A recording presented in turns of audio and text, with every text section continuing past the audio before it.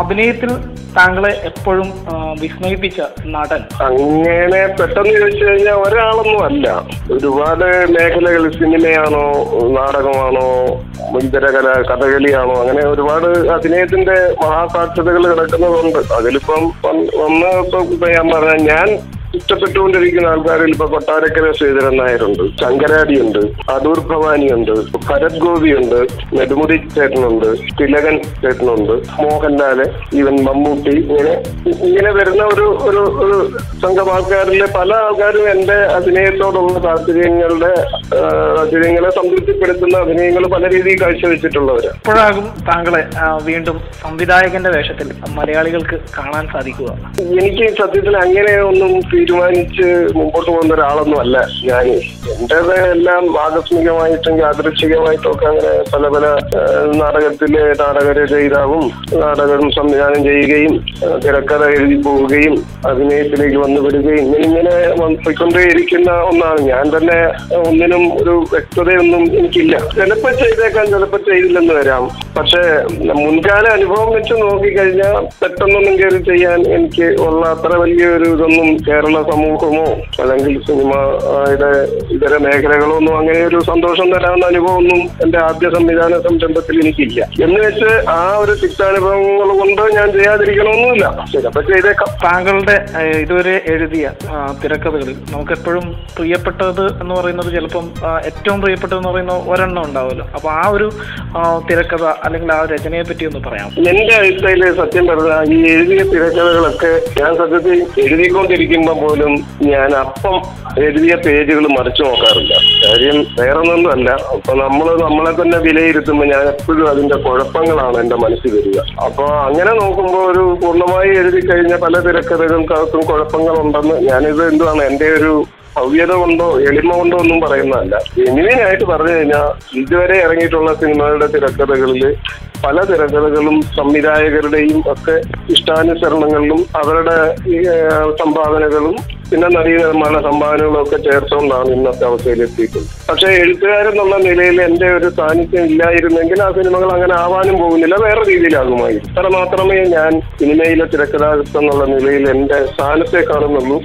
ആകയാൽ എനിക്ക് അങ്ങനെ ഇന്ന സിനിമ ഏറ്റവും ഇഷ്ടപ്പെട്ടതെന്ന് പറയാനൊക്കുന്ന ഒന്ന് എനിക്കില്ല. എല്ലാ സിനിമകൾക്കും പല കുഴപ്പങ്ങളുണ്ട്. അത് ചില സിനിമകൾ തിരക്കഥ അങ്ങനെയൊക്കെ ആണെങ്കിലും നന്നായിട്ടുണ്ട്, ഇങ്ങനെയൊക്കെ പറയാനേ പറ്റുള്ളൂ. അല്ലാതെ ഒരു ഈ സിനിമ എനിക്ക് ഏറ്റവും ഇഷ്ടപ്പെട്ടതാണ്, ഞാൻ എഴുതിയ തിരക്കഥകളിൽ എന്ന് പറയാവുന്ന ഒന്നും സത്യത്തിൽ എന്റെ രചനയിൽ സംഭവിച്ചു. ഈ കാലഘട്ടത്തിൽ നാടകത്തിന്റെ പ്രസക്തി കുറഞ്ഞു. എന്താണ് നമ്മുടെ നാടകങ്ങൾക്ക് സംഭവിക്കുന്നത്? ഒരു നാടക പ്രവർത്തനം എന്നുള്ള നിലയിൽ എന്താണ് അഭിപ്രായം? നാടകത്തില് സംഭവിച്ചിട്ടുള്ളതെന്ന് വെച്ചാൽ എന്റെ അഭിപ്രായത്തില് ആദ്യകാലങ്ങളിൽ നാടകം ഉണ്ടായിരുന്നത് നാടക രചയിതാക്കളുടെ ഒരു നല്ല സംഭാവനകൾ നടക്കുകയും പക്ഷെ അത് രംഗാവിഷ്കാരത്തില് രംഗഭാഷയെ കുറിച്ചുള്ള അറിവ് കുറവായിരുന്നത് കൊണ്ട് അതൊക്കെ ആ രീതിയിലൊരു പ്രേക്ഷകന് നേരിട്ട് കണ്ട് ആസ്വദിക്കുമ്പോൾ അത്ര വലിയ കാര്യങ്ങളൊന്നും ഇല്ലാതിരിക്കുകയും ചെയ്ത ഒരു കാലഘട്ടത്തിൽ നിന്നും മാറിയിട്ട് അതൊക്കെ രംഗഭാഷയെ കുറിച്ചുള്ളൊരു ബോധം കളരികൾ കൊണ്ടും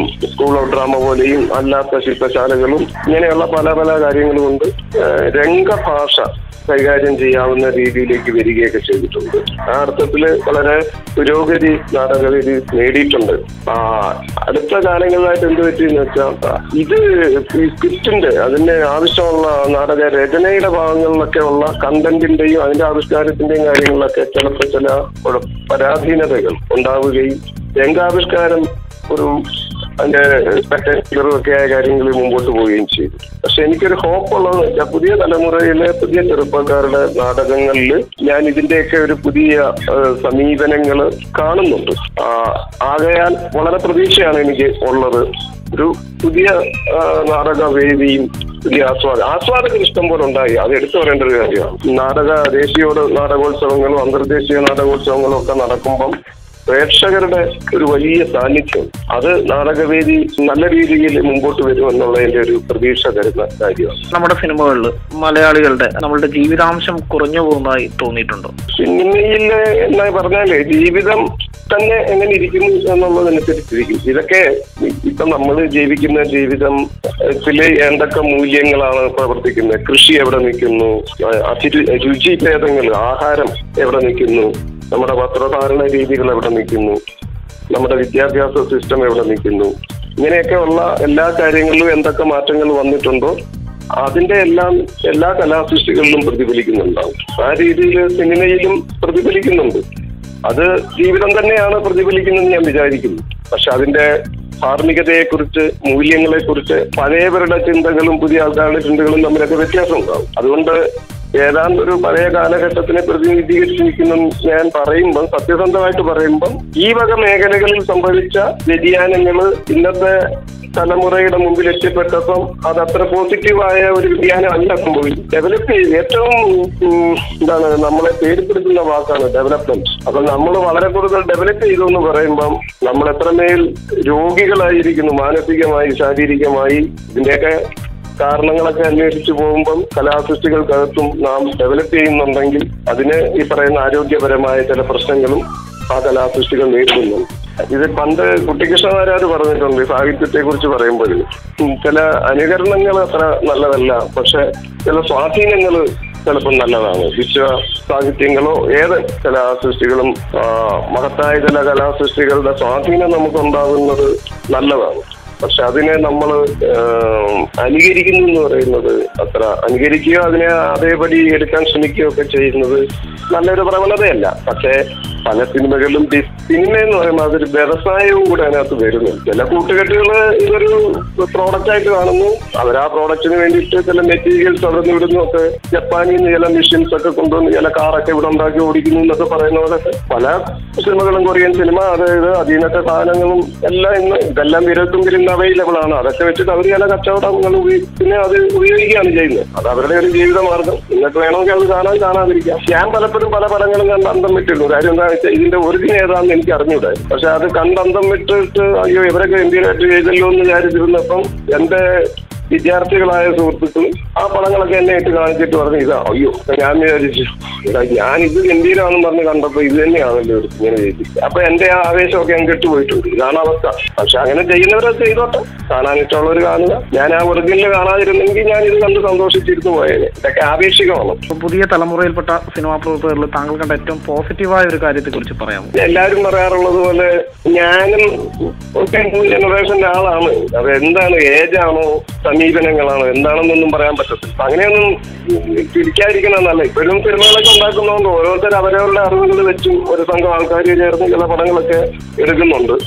അത് പണ്ട് ചെയ്തുകൊണ്ടിരുന്നവരൊക്കെ തന്നെയാണ് ഇപ്പോഴും പുതിയ അറിവുകൾ വരും. ഇൻഫർമേഷൻസ് ഒക്കെ വളരെ കൂടുതലും ടെക്നോളജിയുടെ ഡെവലപ്മെന്റ് ഒക്കെ വരികയും ചെയ്യുമ്പോൾ അതുമായിട്ട് പുതിയവരാക്കി. ഇപ്പൊ എനിക്കാണെങ്കിൽ പലപ്പോഴും ഈ ലാപ്ടോപ്പും കമ്പ്യൂട്ടറൊക്കെ ഉപയോഗിക്കാൻ അറിഞ്ഞുകൂടാ. അതേസമയം എന്നേക്കാൾ പ്രായമുള്ള 70-75 വയസ്സൊക്കെ ഉള്ള ആൾക്കാരും ഒക്കെ ഇതൊക്കെ ഉപയോഗിക്കാറുണ്ട്. അപ്പൊ അവര് എങ്ങനെയാണ് നമ്മൾ ഇതിനെ ന്യൂ ജനറേഷൻ ഇത് ഉപയോഗിക്കാൻ കഴിവുള്ളത് കൊണ്ടും കഴിവില്ലാത്തതുകൊണ്ടും ന്യൂ ജനറേഷൻ അല്ല എന്നൊക്കെ പറയാൻ പറ്റുന്ന പോലെ ഉള്ളൂ. ഇത് അങ്ങനെയൊന്നുമില്ല. സത്യത്തിൽ ന്യൂ ജനറേഷൻ എന്നുള്ള വാക്കൊക്കെ എടുത്ത് ദൂരെ കളയുന്നു. നാടക പ്രവർത്തകൻ, അധ്യാപകൻ, തിരക്കഥാകൃത്ത്, സംവിധായകൻ, അഭിനേതാവ്, ഇതില് ഏറ്റവും കൂടുതൽ ഏത് മേഖലയിൽ പ്രവർത്തിക്കുമ്പോഴാണ് സന്തോഷം നൽകിയിരുന്നത് അല്ലെ നൽകുന്നത്? എന്റെ ഒരു ഗുരുനാഥൻ കൃഷിയുടെ മേഖലയിൽ എന്നെ കൂടുതൽ പ്രൊവോക്ക് ചെയ്യുന്ന ഒരു KV ദയാൽ എന്ന് പറഞ്ഞ ഒരു ഞാൻ ബഹുമാനിക്കുന്ന ഒരു പാരിസ്ഥിതിക പ്രശ്നം കൈകാര്യം ചെയ്യുന്ന സാറുണ്ട്. അദ്ദേഹം എനിക്ക് എന്നൊരു ഉപദേശം, ഏത് പ്രവൃത്തി നിങ്ങൾക്ക് ചെയ്യുമ്പം അതിൽ നിങ്ങൾക്ക് ആനന്ദം കിട്ടുന്നുണ്ടോ എന്ന് നോക്കുക. കിട്ടുന്നുണ്ടെങ്കിൽ അതാണ് ആദ്യം നിങ്ങൾ ചെയ്യുക. നിങ്ങൾക്ക് എപ്പോഴാണോ ആനന്ദം കിട്ടാത്ത അപ്പോൾ വേണമെങ്കിൽ തൽക്കാലത്തേക്ക് നിങ്ങൾക്ക് അതിനെ നിർത്താം എന്ന് പറയുന്ന പോലെയാണ് ഞാനിതിലെല്ലാം സന്തോഷിക്കുന്നത് കേട്ടോ. അതും കടന്നു പോകുന്ന സമയങ്ങളിൽ ഞാൻ സന്തോഷിക്കുന്നത് സംഭാഷണം പറഞ്ഞുകൊണ്ടിരിക്കുന്നതിലാണ്. അതേപോലെയാണ് പഠിപ്പിക്കുന്നതിന് സന്തോഷിക്കുന്നത്. പഠിപ്പിച്ചുകൊണ്ടിരിക്കുമ്പോൾ സന്തോഷം തോന്നിയാൽ ഞാൻ അവിടെ പഠിപ്പിക്കലും നിർത്തും.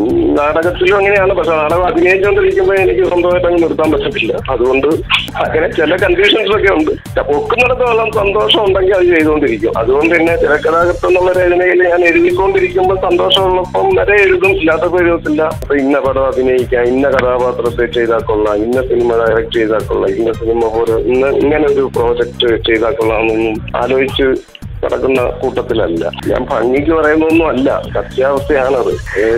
അതുകൊണ്ട് എനിക്ക് അങ്ങനെ ഒരു പ്രോജക്റ്റ് എന്റെ മുമ്പിൽ ഇല്ല. താങ്കൾ ഇനി അഭിനയിക്കാനിരിക്കുന്ന ഏതാണെന്ന് പറയാമോ? സത്യത്തിലൊരു നല്ല പ്രോജക്റ്റ് എന്റെ മുമ്പിൽ വന്നോന്ന് എനിക്ക് സംശയമാണ്. എന്നെ ചില ആൾക്കാരൊക്കെ വിളിക്കുന്നുണ്ട്, പക്ഷെ അതിനകത്തൊന്നും എനിക്ക് ഒന്നും ചെയ്യാനൊന്നുമില്ല. എന്നാൽ എന്നെ ഒരുപാട് പേര് സിനിമയ്ക്ക് പുറത്തുള്ള ഒരുപാട് ആൾക്കാർ വന്ന് കണ്ടിട്ട് നിങ്ങളുടെ അഭിനയം കൊള്ളാം, നന്നായിരിക്കുന്നു എന്നൊക്കെ പറയും. പക്ഷെ സിനിമയ്ക്കകത്ത് പ്രവർത്തിക്കുന്നവർക്ക് അങ്ങനെ എന്നോട് വലിയ താല്പര്യമുണ്ടോയെന്ന് എനിക്ക് അറിഞ്ഞില്ല. അല്ലെങ്കിൽ അവർക്ക് അങ്ങനെ തോന്നുന്നില്ലായിരിക്കാം, അത് നമുക്കറിയാൻ വയ്യ. എന്തായാലും ഈ പറയുന്ന പോലെ അങ്ങനെ ഒരു വലിയ സിനിമാ സംരംഭങ്ങളിലൊന്നും എന്നെ ആരും ഇപ്പോൾ ഉൾപ്പെടുത്താൻ സാധ്യത ഉണ്ടെന്ന് ഞാൻ അറിയുന്നുണ്ട്. ചില ആൾക്കാരൊക്കെ ചില പ്രോജക്റ്റുകൾ എന്നോട് പറഞ്ഞു ഇന്നത് ഒരെണ്ണം വരാൻ പോകുമെന്നുള്ള. അതൊക്കെ നടക്കുമ്പോൾ നടക്കുമായിരിക്കും. ഇതൊരു ഇടവേളയാണോ ഈ സിനിമയിൽ നിന്ന് ഇടവേള എടുക്കാൻ ഉള്ള ഒരു ടൈമാണോ? അങ്ങനെയൊന്നുമില്ല. എനിക്ക് ഇടവേള ഇഷ്ടംപോലെ സമയമൊക്കെ ഉണ്ട്. ഒരുപാട് കാര്യങ്ങൾ ചെയ്യുന്നു. ചില നല്ല കൂട്ടായ്മകളും പ്രവൃത്തികളൊക്കെ വരുമ്പോൾ അതിനകത്ത് എൻജോയ് ചെയ്ത് അങ്ങനെ പോകാന്നുള്ളതേ ഉള്ളൂ. ഇതിനിടയിൽ ഒരു വാർത്ത വന്നിട്ടുണ്ടായിരുന്നു, ഒരു യുവതാരത്തിന് വേണ്ടിയിട്ട് താങ്കൾ പുതിയൊരു ചിത്രത്തിന്റെ പണിപ്പുരയിൽ അല്ലെങ്കിൽ രചനയിലാണ് എന്നുള്ളത്. അത് ഈ പറഞ്ഞ പോലെ ഒരു കൂട്ടായ്മയുടെ ഇതാണ്. രാജീവ് രവി എന്ന് പറയുന്ന ക്യാമറ അദ്ദേഹം സംവിധാനം ചെയ്യുന്ന ഒരു പടത്തിന് വേണ്ടിയിട്ട് ഒരു തിരക്കഥ രചനയ്ക്കകത്ത് പങ്കാളിയായിക്കൊണ്ടിരിക്കുന്നതിലാണ് ഇപ്പോഴത്തെ ആനന്ദം. അതുമായിട്ട് ബന്ധപ്പെട്ടാണ് ഞാനിപ്പം വയനാട്ടിൽ എത്തിയിരിക്കുന്നത്. ഒരു ജൂലൈയോടുകൂടി ഇപ്പൊ ആലോചിക്കുന്നുണ്ട്. ചിലപ്പോൾ അത് അതിനപ്പുറത്തേക്ക് പോകുമായിരിക്കാം, അറിയാൻ വയ്യ.